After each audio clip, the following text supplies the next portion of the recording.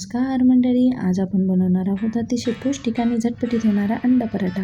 इथे मी घेतला आहे एक मध्यम आकाराचा बारीक चिरलेला कांदा, रसरशीत टोमॅटो, तिखटासाठी हिरवी मिरची आणि भरपूर अशी ताजी कोथिंबीर।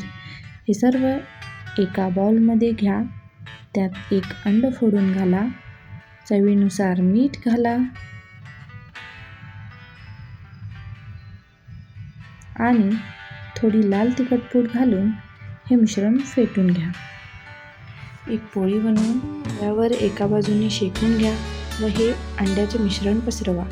एका बाजूने अंडे छान शिजले की रोटी अलगद उलटून घ्या, दुसऱ्या बाजूनेही खरपूस भाजून घ्या। आपला गरमागरम अंडा पराठा खाण्यासाठी तयार आहे। केचप सोबत हा अप्रतिम लागतो। तुम्ही सुद्धा नक्की ट्राय करा।